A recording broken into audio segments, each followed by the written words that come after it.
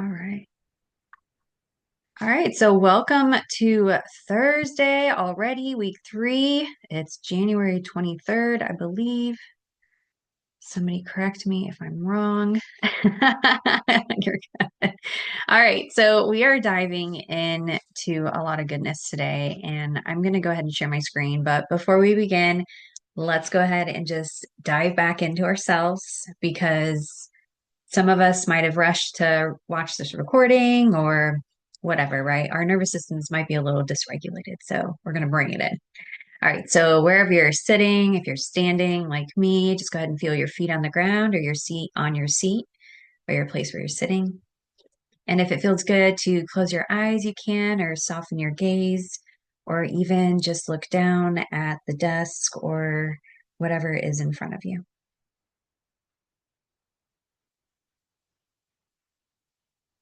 And taking a moment just to listen to any internal chatter that you might have, whether it's the laundry list of things that you have to do, or maybe it's a meeting after this, or connecting with somebody. Just take a moment to just listen to how your nervous system is right now and how your brain is. Are they going a million miles a moment? Or are they starting to slow down as you bring awareness to your body?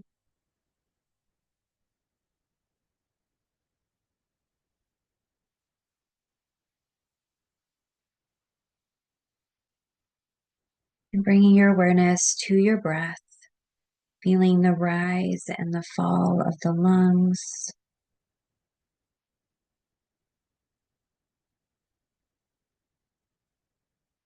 Pumping your heart as the valve. And kind of imagine an accordion that they use to pump air into fire. Just imagine your lungs being that, just bringing all the air in. And then as you breathe, that pumps your heart and the blood and the fire within. So taking a moment to take a nice deep breath in, an open mouth sigh or exhale, let it go.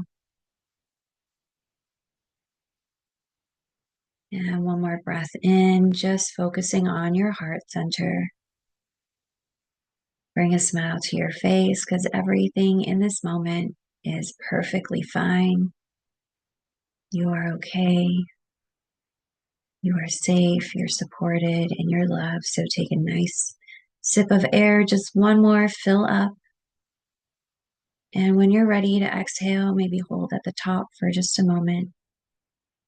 Go ahead and sigh, exhale out. Wiggle your fingers, wiggle your toes, bring a smile to your face. Flutter your eyes if they're closed, and go ahead and come back. All right, y'all, let's go ahead and begin. So before we dive into this week and I share my screen with you guys, we're just going to go ahead and just review up to this point. Because if you have any questions, I'm happy to answer them while we're here live. And then also, if you see this recording, you can also drop it in our community chat as well. So let me know if you're having any issues with the community chat.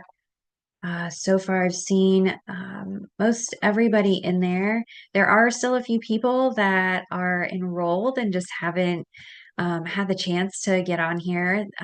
They said that they might not be able to make the lives at noon.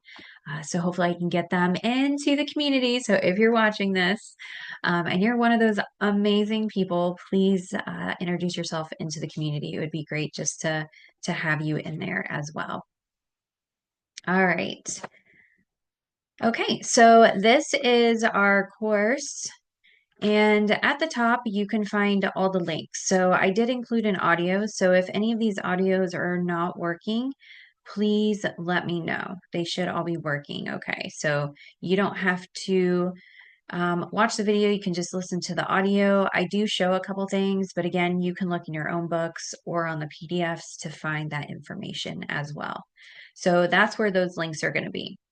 any of the live workshops that we have. We just had Laura Solomon speak with us on 117 about AI and nursing. She's a hoot and she's lovely. So you could watch that or listen to that. We have Karen Dorian from the Rest RN speaking to us about slowing down and actually intentionally taking rest, which I have to so often remind myself to do. So she's going to come in on the 29th to shower us with her wisdom and love about just slowing down, just taking it down a notch. And just surrendering, right? Surrendering to the flow, because that's when things actually happen. That's when I notice sales come in, is like when I'm having fun or enjoying life and not stressed. That's when things actually happen. So just to get in touch more with the flow. And then on Friday, 131, we have Eva, a zombie and wolf. She's going to come on and share with us some movement. So be prepared to move or have a space also to move. So these times are varied just depending on when the speaker was able to come. Again, they are recorded, so you're welcome to watch those at your convenience. We've gone through module one. In that first week, we talked about somatics, the nervous system, and the vagus nerve. So the books that I did have you download from this book right here, right? The Healing Trauma book, that has a lot of good information about the nervous system and the various types of nervous system, like the parasympathetic, the sympathetic, and really talks about freeze, fawn, flight, and fight. I had to remember all those F's. I have other F words that are more my favorite, so I didn't want to mix those in. You know, Friday. That's a great F word.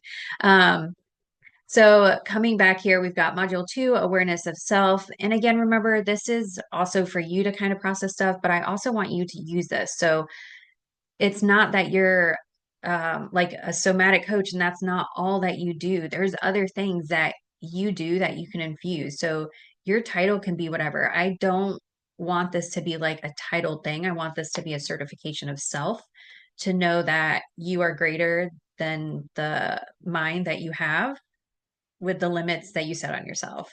So just remember that, like, you can do some really cool shit if you just believe you can. And sometimes it's hard to believe when we're in that limited mindset, and it can lead us into depression and habits and addictions, which we're going to talk about here in a second. So we go through awareness of self. These are really good. YouTube, this mindfulness right here is lovely. And then this guided meditation is also lovely. So any chance you can get into some of these guided meditations, try them, because then you can resource them for your clients. And so, what I suggest is any of these YouTubes that you're like, yes, I am digging this, go ahead and just create a Google Drive that is resources, right? And these are going to be all the resources for your clients. So maybe you're a nurse life coach, maybe you're a yoga therapy coach, maybe you're a mindset coach, maybe you're a success coach, career coach, maybe you're not a coach at all, maybe you're a nurse and you're in informatics and you're leading a team. And these are going to be resources that you're going to send your team, right? Because this is just going to enhance their life as well. So it's multifaceted, that the somatic nurse coach certification, it's not like a one-off. That's not going to make you a lot of money. If you just focus on one-on-one clients, like I'm telling you, it's not going to make you a lot of money.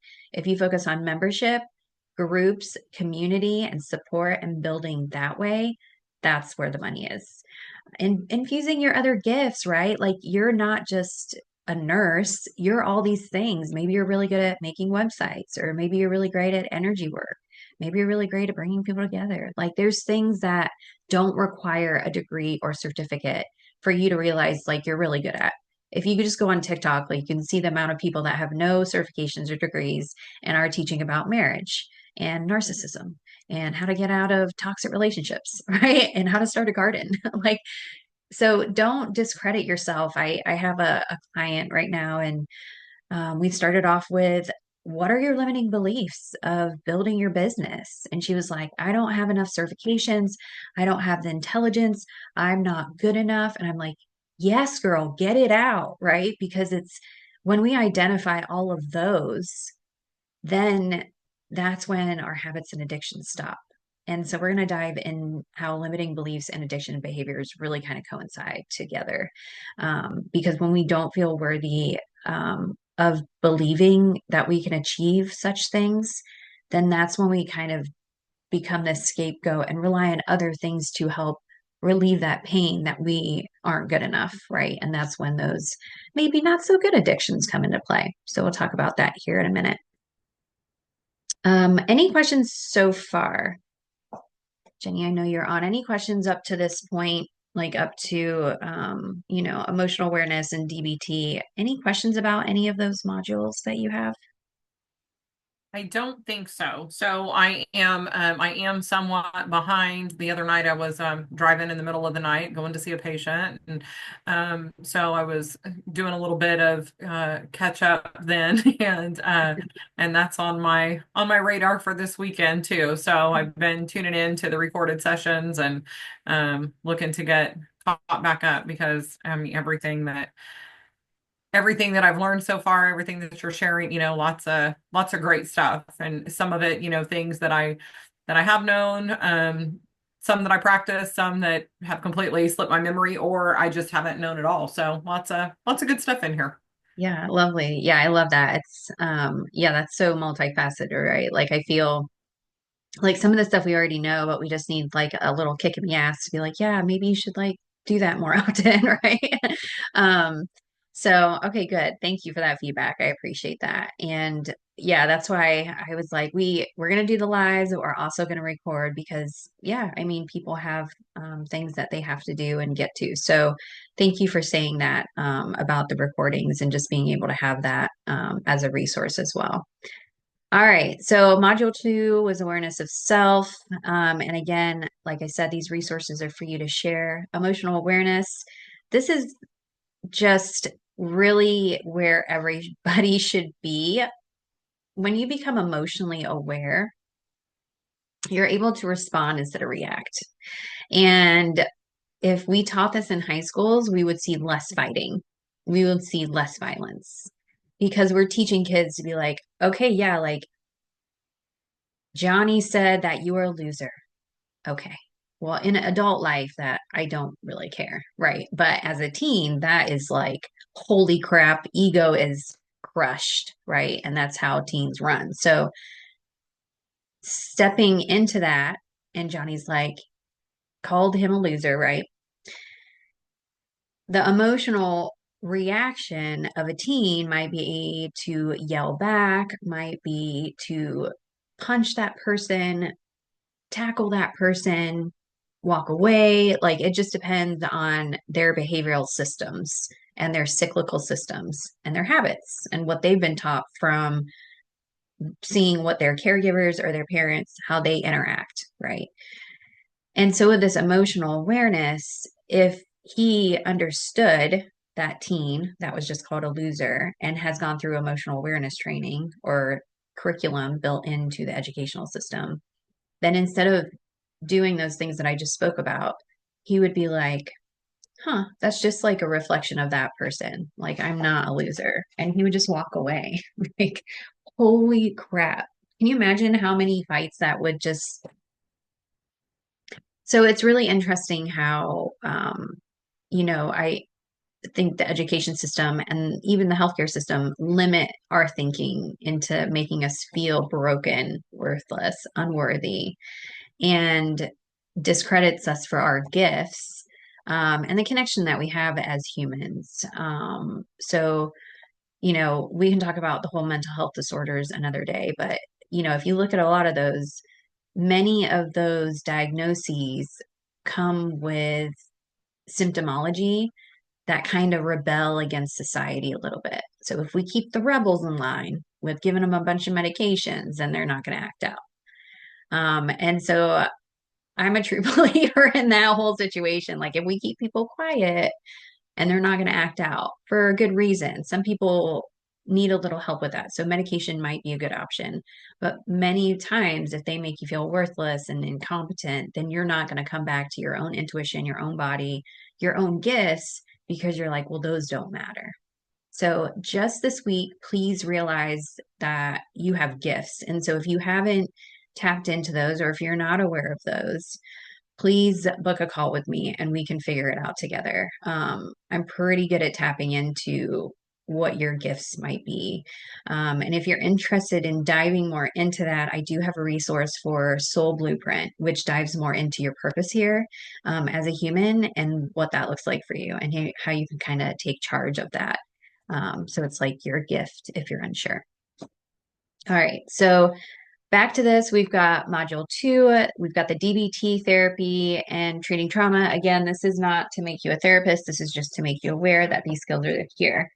Again, you can share these worksheets in this book individually with your clients, but please don't share the whole book. If you want them to use it, you can send them to Amazon and have them buy it. Or you can if you want to sell it as a PDF on your end, fine, whatever. If when you have an admission and you're like, hey, you're going to really need this book for our sessions together, if you're going to sell it as a PDF, cool, more power to you. I give you permission to do that. Whatever raises our wealth conscious as a collective, I am down for. So go ahead and just make sure it's worth some sort of value, right? Because yours is included in the course. All right, so we went over DBT a little bit last week, and we're going to dive more into it this week. We kind of went over it Tuesday a little bit.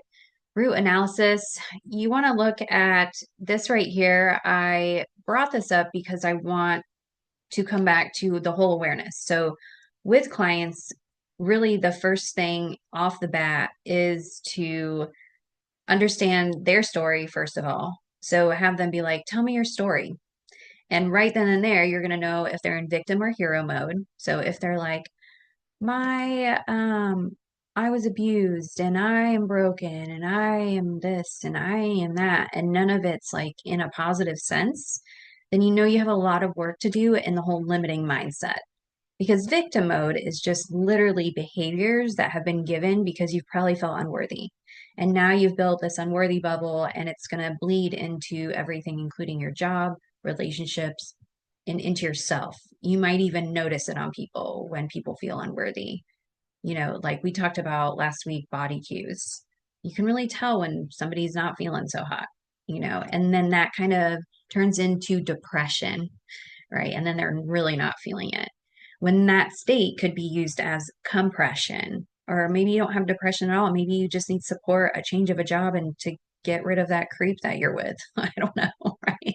So sometimes we have to be real with clients. And my caveat is always like, I'm just going to be brutally honest with you into what I see for you. And if you don't think that is doable without my help, then I can probably help you get there.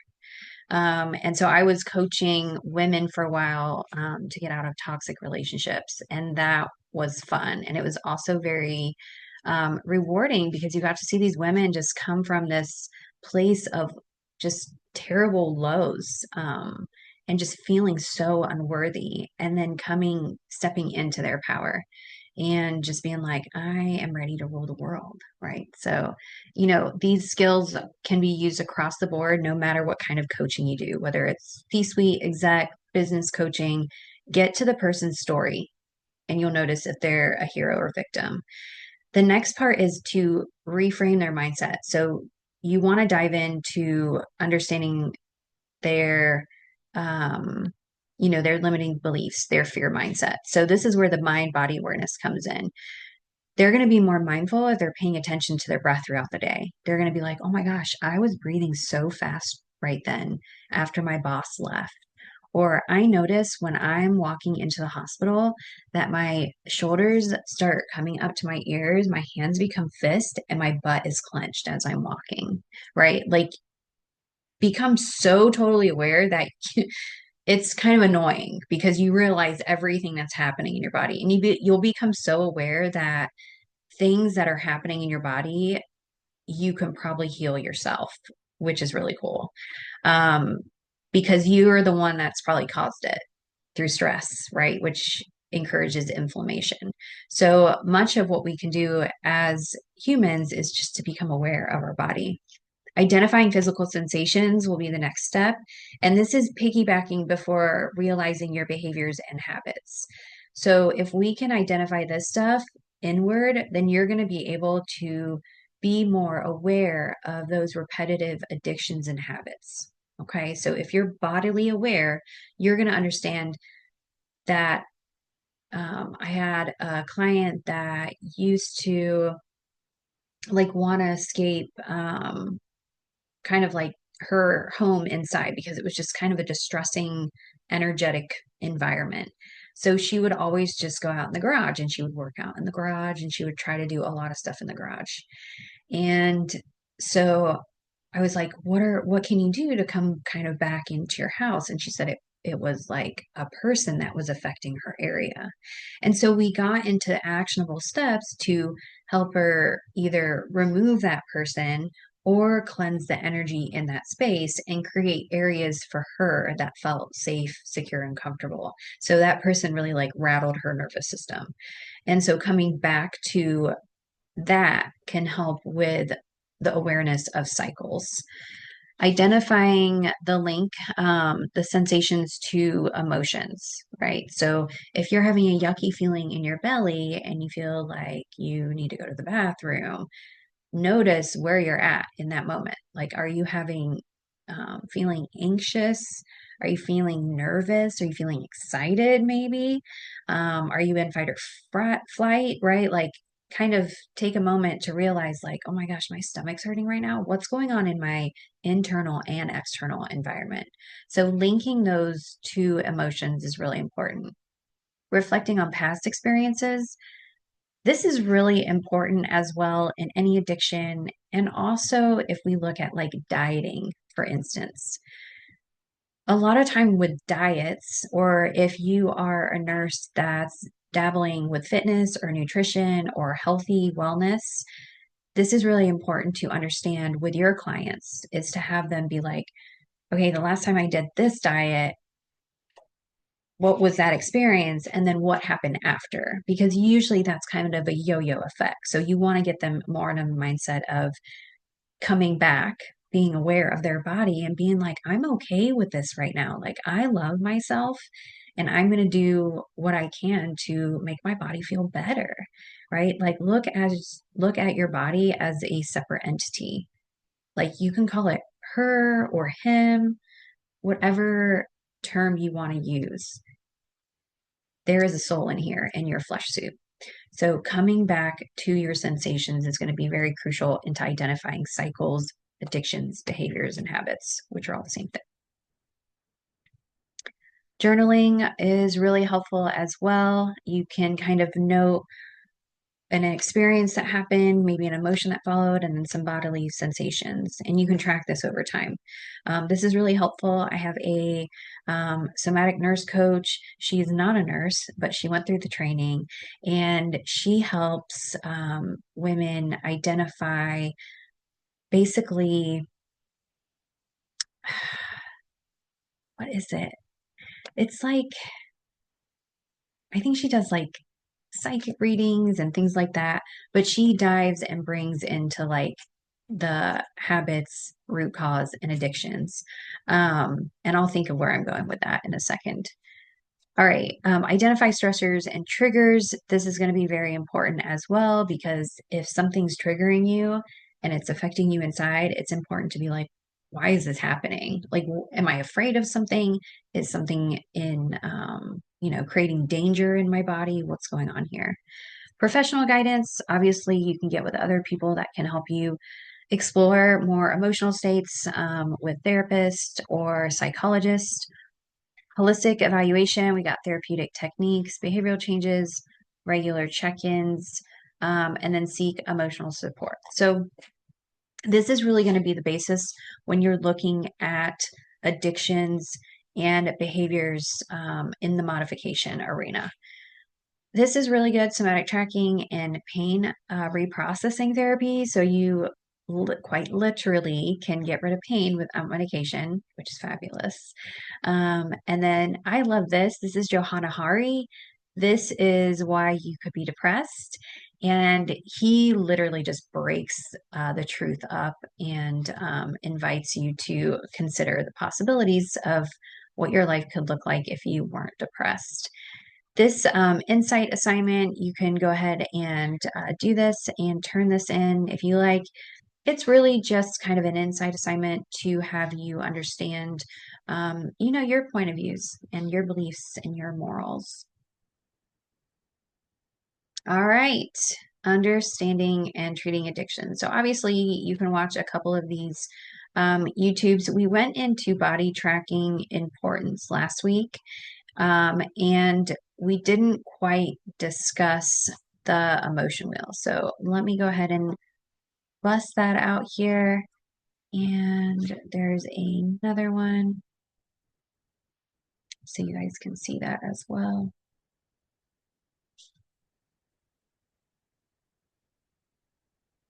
And this Clear Mind versus Addiction Mind, that's a really good YouTube as well as the Emotional Iceberg, because it shows you like how little we show, on the outside and what's kind of really boiling on the inside. So those are going to be really good to watch as well. All right, so I briefly talked about this on Tuesday, but as you can see here, we have a very good choice of wording when it comes to emotions. And so when or if you have clients that want to tap into their addictions or habits and behaviors that are affecting their life that aren't very helpful in their life, this is a good way to start. And you can just bring this up at the beginning and be like, hey, what kind of emotional state are you in right now? Where right here for you, what state are you in? And then you can be like, actually, I feel really happy. You're like, yes, this is going to be a good session. Right? Because depending on what type of coaching you're doing, sometimes those sessions can be more focused on a lower frequency. So it's really cool when you have patients, clients, or just people that are going to be like, I'm actually really happy and excited today. And you're like, yes, let's dive into this. Where are you feeling right here? Let's expand your happiness. And they're like, oh my gosh, I'm feeling really optimistic. And I'm like, wow, yes, let's hear more about this. And so then you can come to this tier 3 and you can say, wow, what emotion are you really noticing you're feeling right now? And they're going to be like, yeah, I feel really optimistic. I feel really radiant, feel really radiant. And you're like, yes, that's amazing. Right. So, really kind of dive into this and you can be like, why? Tell me why this radiant feeling is coming for you.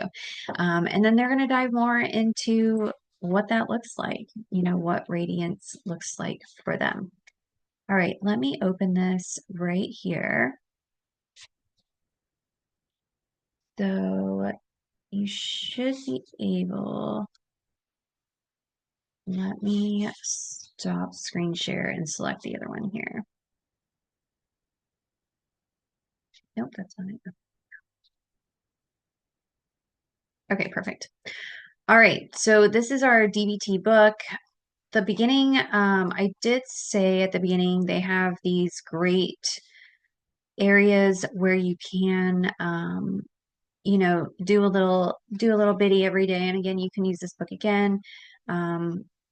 As a resource for your clients. This is more if you're in that therapy setting with DBT.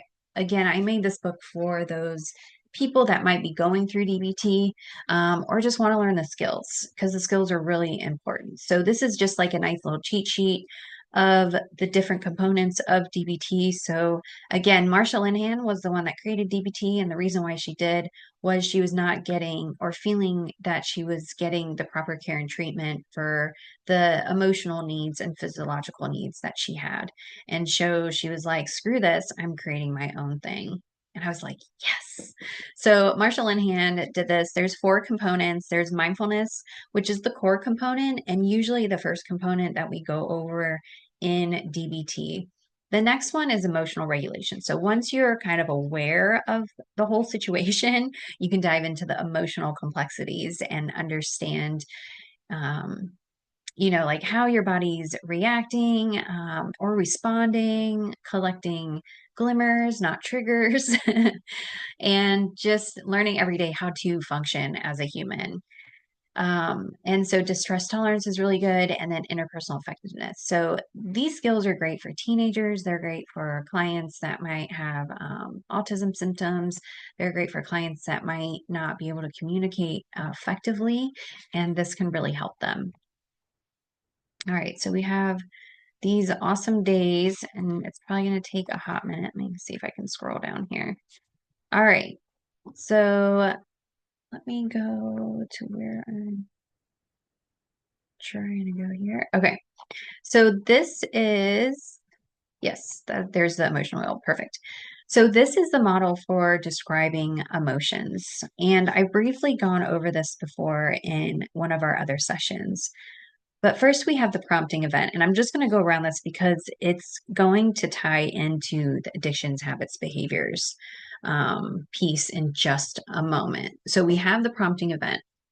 The prompting event is um, my boss yelled at me.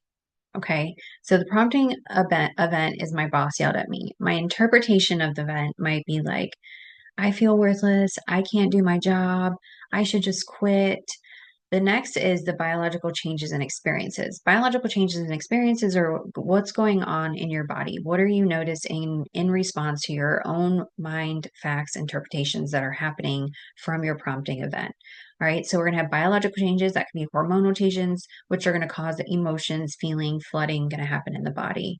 The experiences are previous experiences that you might have not even registered, but your subconscious remembers. So maybe back in the day, your parent used to yell at you, your caregiver used to yell at you, your coach used to yell at you, whoever, you're compiling that experience from that past experience up to this present moment with your biological changes, emotions, thoughts, and feelings.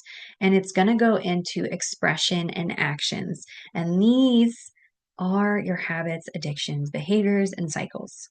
This is like the choice part. So I'm taking all of my past junk, bringing it to the present moment. It's going to affect my body because I'm thinking about how my parent used to yell at me and make me feel totally worthless. So now I'm bringing those kind of hormones around. I'm bringing a lower frequency of negativity into my brain. So I'm feeling worthless right now. What are my actions probably going to be? Probably to drink, to overeat, to overexercise, to undereat, underexercise, whatever the too much or too little is, right? Because you can also have an addiction that's too little, where you might feel so worthless that you don't eat, right? So addictions might not be an overindulgence. Addictions might be an underindulgence because either way, you're trying to cause, hi baby, you're trying to cause pain upon oneself because you're trying to relieve that biological change and experience that you have brought to this present moment. Does that make sense up to this point? Okay. So that's what we're rewiring. So anybody that comes to you with an addiction or behavior that they want to modify, this is what you're going to do. You're going to literally walk them through the prompting event, but you might have to do it backwards. So the expression and action might be, um, let's say just drinking alcohol. That's a very common one. So expression and action is I go to my study and I pour myself a glass of whiskey. Right now I'm just picturing Clue in my mind, like the board game Clue. But anyway, either way, I'm going to go do a behavior that's not really effective for the present moment to relieve what I'm currently experiencing. All right, so you might have to walk backwards. When you do this action, what do you notice before? And that's probably going to kind of skip the emotional, biological changes and go right into interpretations or even the prompting event. They might even take you all the way back to the prompting event. And you might just have to connect the dots. And that's okay. That's what this is here for. So that's why I love this and busting it out. I will pull it up for when I'm with coaching clients or when I'm with patients and just be like, hey, let's figure out. And they're like, oh my God, I've been going to therapy for 20 years for this, and nobody ever taught me this. And I'm like, we've got you. It's all good, right? because a lot of time they're not trying to find the root cause. Now AA does a really good job in trying to figure this out. So I give them a lot of kudos, but most of it's not kind of taught this way and trying to connect the dots in between. So let's talk about the after effects and the secondary emotions. So say your client is stating that they drink a lot, and when they drink, they get a little belligerent. They probably say not a lot of nice things. Maybe they're a little bit on more of the violent side or um, aggressive side, right? And you could say, like, okay, well, when you're having this behavior, what are you noticing in your environment? And they might say, like, my kids run into their rooms, or my spouse leaves and, waits till I pass out, or comes back when I'm sleeping. So then you need to get to the after secondary emotions. And if they're unsure of this, you can kind of bring secondary emotions that might be more common when those behaviors are occurring. So somebody that might have acted out might feel a little bit of a guilt or a shame after acting out, right? And as they should. That's like the punishment in itself, right? That you have these kind of secondary or after effect emotions, right? And after effects might even be almost like a PTSD. If you're having an impulsive behavior and you go drive really fast down a road and you have a crash, and there's multiple ways to look at this. So any questions up to this point? Jenny, do you have anything you want to add? Or okay, do you feel like this is useful Mhm. in with your clients, or even ourselves as I well? do. I do. Because it's not something that we normally like think through this much. Yeah. And especially in you know, patterns of behaviors that aren't ideal that, that we're having ourselves or that we see other people going through. I mean, it's a great way to kind of break it down and be able to get at the root of it. Yeah, awesome. Yeah, thank you. Yeah, absolutely. So these go, you can dive in a little bit more. There's some really good information within these paragraphs, but basically, how I explained it is really how it goes. And I hope those examples kind of bring you to understanding what each piece means. And so, after you go through kind of this cycle, if you don't interrupt it, you'll have this cycle happen again. So you'll have the same prompting event, and you'll just keep cycling through all these circles, right? So you need a behavioral disruptor or interrupter. And many of these factors can depend on vulnerability. So if we are sick, if we are lacking sleep, if we haven't eaten, if we have, 4 kids under the age of 6, if we have teens, if we're going through menopause, if we've just switched jobs, I mean, literally any human experience that makes you feel a little bit more vulnerable can really alter this, right?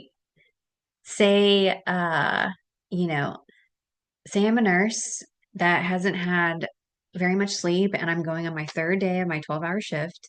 I'm going to be a little bit more irritable per se, right? So I might respond to a patient a lot differently on my third shift than on my first shift. And it might be that same patient, so it's really important to understand, like, not just as nurses, but our behaviors as humans, that we can interrupt this at any time. So we're in this cycle here. I'll open it up, Jenny, if you want to chime in for this. Where do you think we could interrupt the cycle to help somebody recycle into a different cycle, or create a different cycle of a behavior that they want instead of that they don't want? Hmm. Well, that's a good question. I got to get closer to see it well. So I think really I mean, between the biological changes and experiences and the expression and actions, um, I mean, really being able to think through like, okay, this is what's happening inside me. Um, I know that when I'm feeling like this, then this thing is getting ready to happen, and realizing that there is a choice there. It's not all just something that happens and there's no stopping it once there's that prompting event. There is an option to do something different. Yeah, absolutely. Yeah, that's a great way to see it too. Like there you have options, right? I think sometimes it's comes back to people like this is what I've been doing for so long. And Right. we see that in nursing, like saying like this is what we've been doing. Like, well, we know that doesn't work. Let's Mhm. move on, right? And so yeah, and you're right. It comes back to like understanding that prompting event and just fixing the mindset, right? Your interpretations of that, because we could say, well, Johnny called me a loser because I am a loser and I'm unworthy and I'm whatever. Or I could be like, well, Johnny called me a loser and that's just a reflection of him. Or Johnny called me a loser. Maybe he's feeling and maybe he's having some pain right now. Maybe he has something going on in his life. And it's not to excuse people, it's to like build this wall of like empathy and compassion. And that can really change your mindset into creating more of a higher frequency mindset and more knowledge that you might have coming through your mind, thoughts coming through your mind, right? Negative thoughts coming through your mind that aren't helpful. And so changing the interpretation is really helpful as well. Yeah. And you were saying, yeah, biological changes and experiences, maybe just recognizing like these are my past experiences that kind of clump and come together when I have a prompting event. And that is no longer my story. That was part of my story, but that's no longer the story I'm going to tell. So reframing your experiences or your story, absolutely. And yeah, like you said, expression and action, just like knowing you have options, knowing that maybe instead of grabbing a bottle of wine, maybe grabbing a bottle of water and going on a walk instead. It's like write down several options that you can do instead of that. And it's just like do a little bit every day, right? I feel like sometimes, especially with the New Year's resolutions, it's people just get so overwhelmed and then they quit because they're just like, this is too much. And it's like, yeah, just baby steps. Like we're not slow down, people. Karen Dorian, make sure you come to that.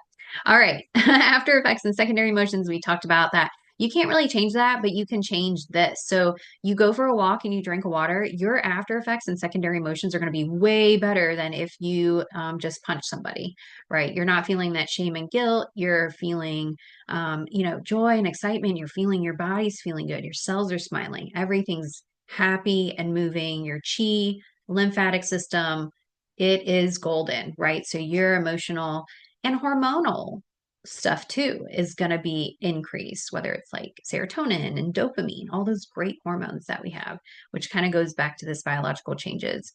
And that's when we can see, I talked about this last on Tuesday, is the facial features and body composition of trauma survivors. We see them after that they've had the trauma, and if they've done the work and the healing of reframing their mindset and telling a different story, you can literally quite see their facial expression, their face shape, and their body shape change.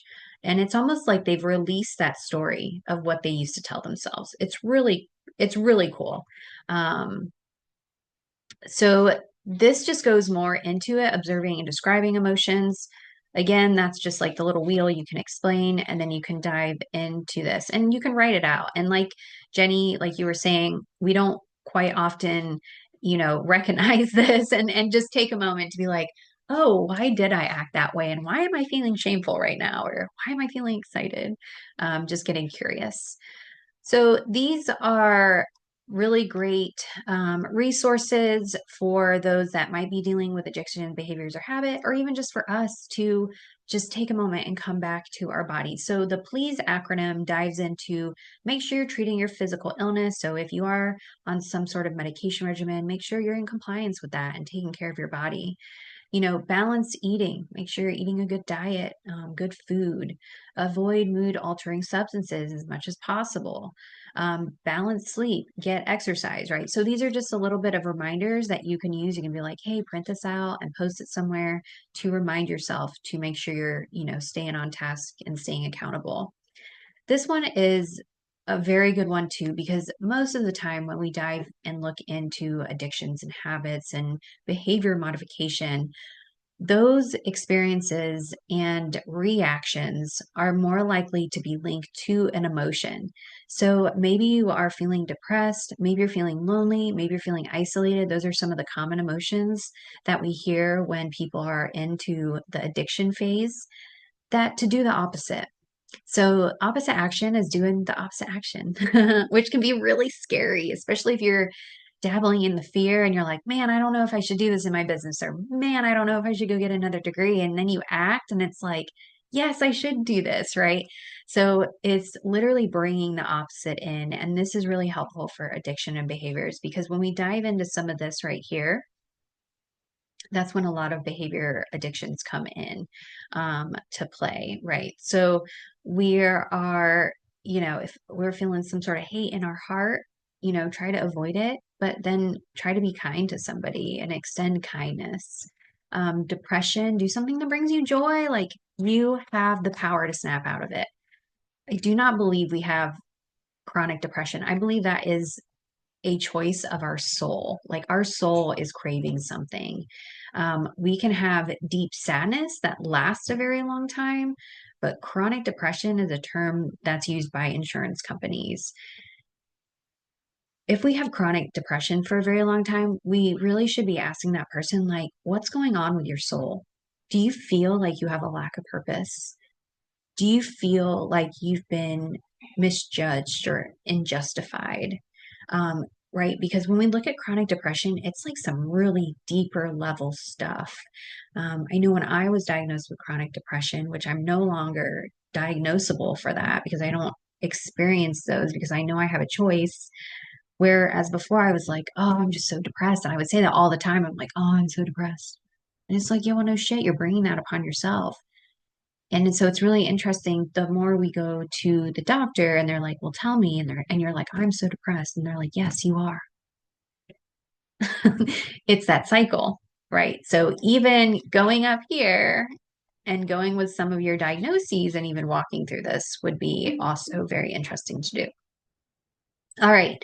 Accumulation positives, these are just like things if you are bored or if you feel sadness, which is justified, and you're like, hey, I feel you sadness, but now I'm gonna go for a drive, or now I'm gonna go do something new, right? Because yes, it's important to let emotions come through our body, but they shouldn't be lasting 20 years.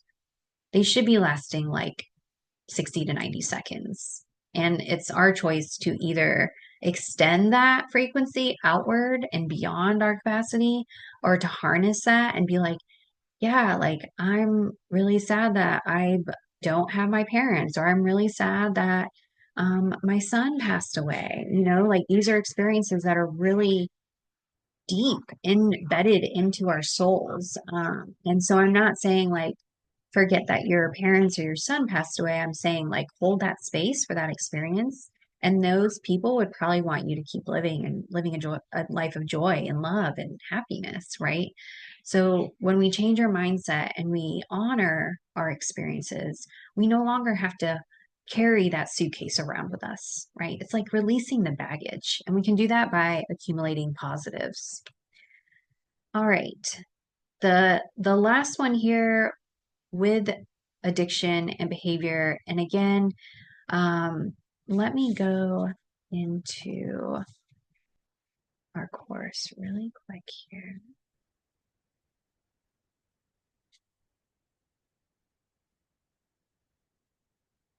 I have two screens, which is exciting, but I tend to like have too many tabs open. This is probably what my brain looks like inside, which is um, kind of frightening, but that's okay. All right, let me go to this to make sure what I'm telling you here on. Okay, so it's yes, yes, yes.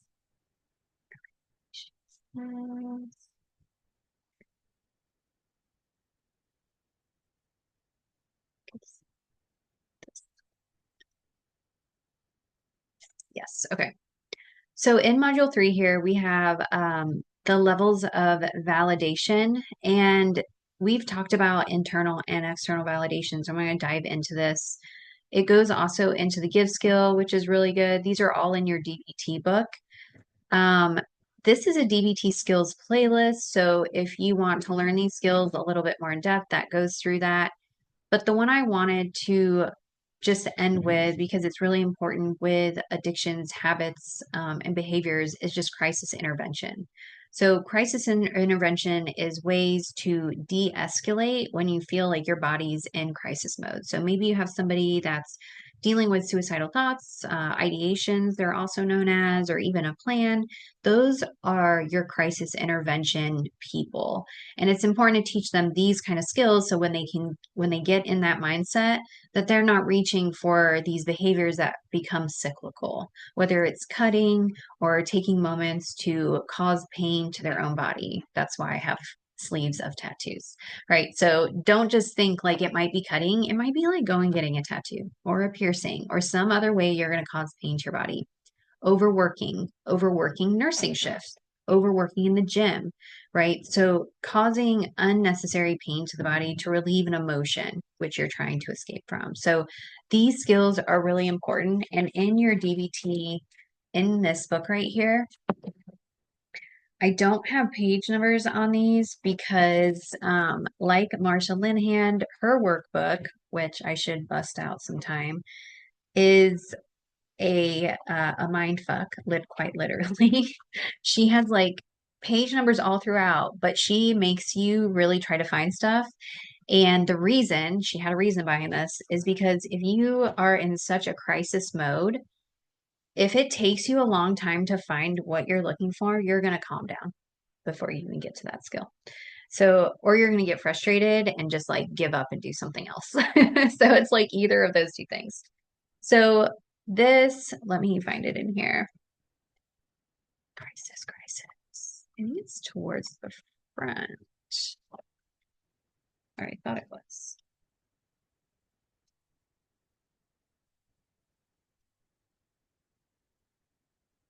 Okay, either way, it's the tip skill, and I'm trying to find it. Yeah, there it is.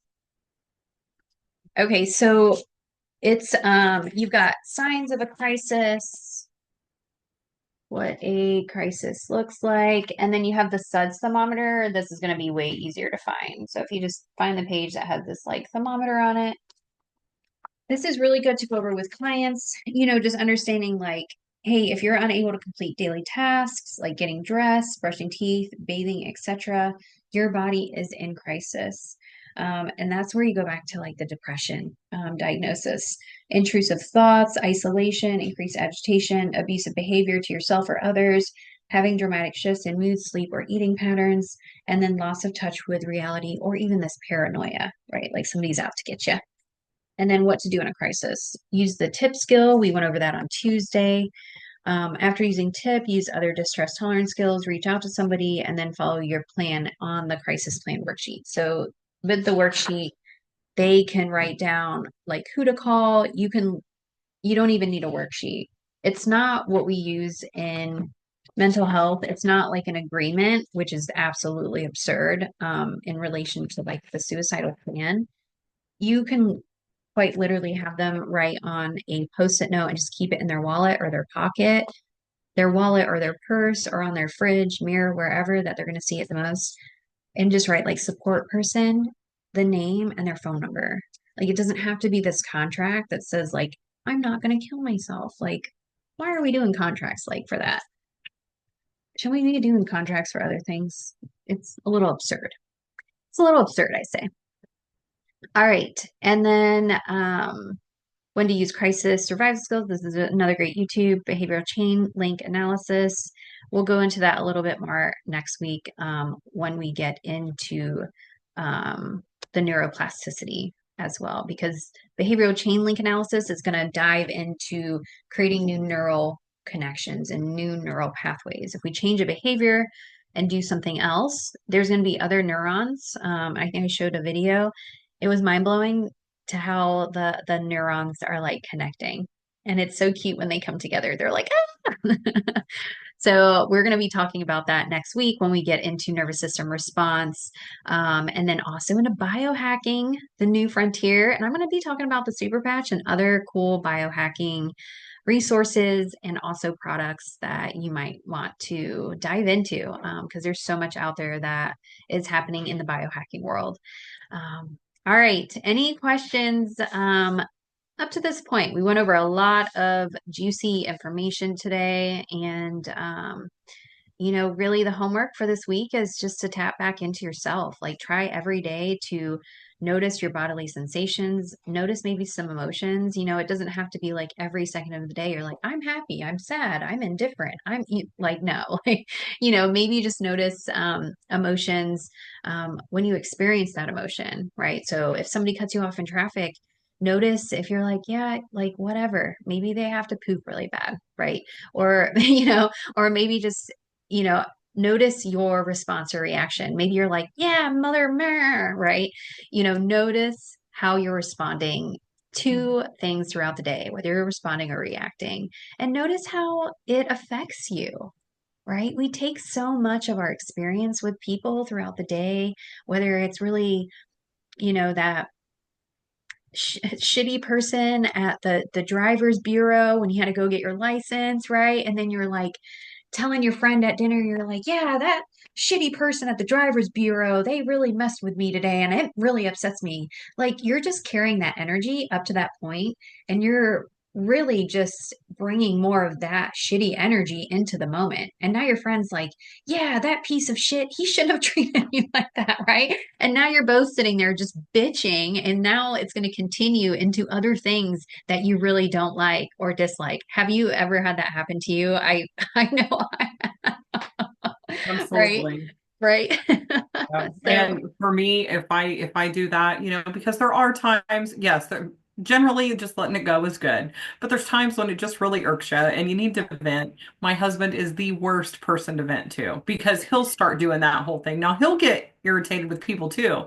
But if yeah. I say that, then he's like, well, they've got a lot to do and or he'll start doing all that. And I look at him and I'm like, seriously? And he's like, you're right, that asshole. Why wouldn't he do it? And I'm like, thank you. Yes, like logically, I know those things. Right. I understand, and I am a compassionate person, but there's times when I am put out and I'm annoyed, and I just need to be annoyed for a minute.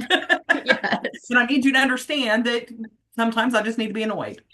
Yes, I hear you. Yeah, like just validate my experience, right? Right, Just be like, right. yeah, that dude was an asshole. Like you're totally Yes. right. Like, I mean, yeah. usually I choose to believe that, I'm like, well, hey, maybe they're on their way to the hospital, or like you said, maybe they got to poop. But I usually try to have some grace, but Yeah. times when I just don't. Yeah.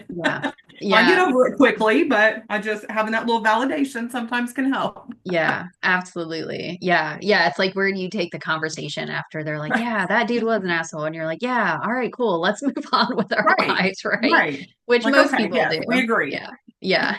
I love that. Yeah. Validation is so important as well.